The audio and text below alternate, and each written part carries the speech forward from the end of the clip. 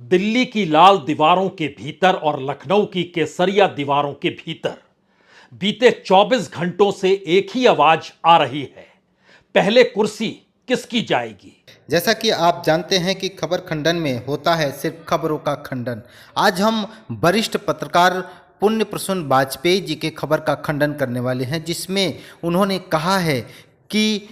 उत्तर प्रदेश की योगी सरकार जो है कि वो खतरे में है। योगी जी के ऊपर जो है कि इस समय जो है कि खतरा चल रहा है भारतीय जनता पार्टी की तरफ से, और उनका सरकार कभी भी गिर सकता है। इस पे क्या कुछ कहते हैं प्रसून वाजपेयी जी, आइए सुनते हैं कि वो क्या कुछ कह रहे हैं योगी जी के बारे में। नरेंद्र मोदी और अमित शाह जो इस वक्त बीजेपी को चला रहे हैं और इन्हीं के जरिए बीजेपी को राष्ट्रीय पहचान मिली हुई है, सत्ता भी मिली हुई है और बीजेपी का संगठन भी यही चलाते हैं। और दूसरी तरफ लखनऊ,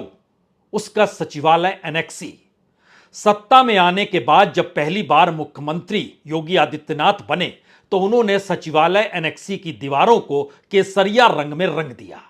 और मैसेज बहुत साफ दिया। उनकी जो अपनी पहचान है और जिस पहचान के आश्रय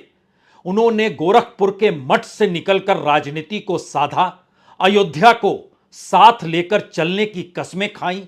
और उसके बाद हिंदुत्व का नारा लगाते हुए वह जिस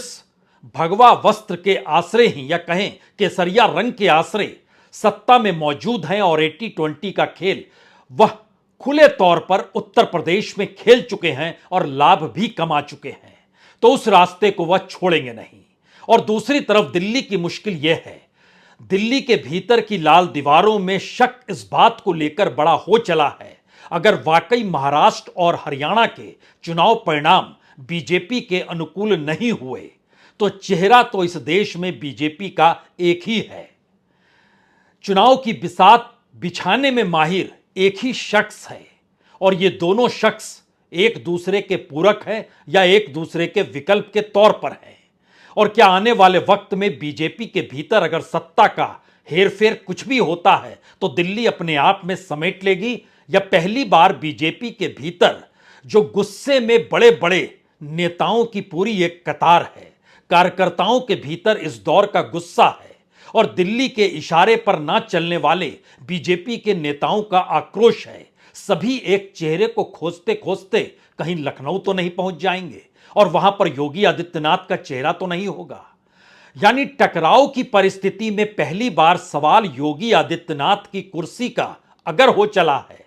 तो दूसरी तरफ नरेंद्र मोदी के विकल्प के तौर पर कौन सामने दूसरे नंबर पर होगा, इसको लेकर भी संघर्ष छिड़ चुका है।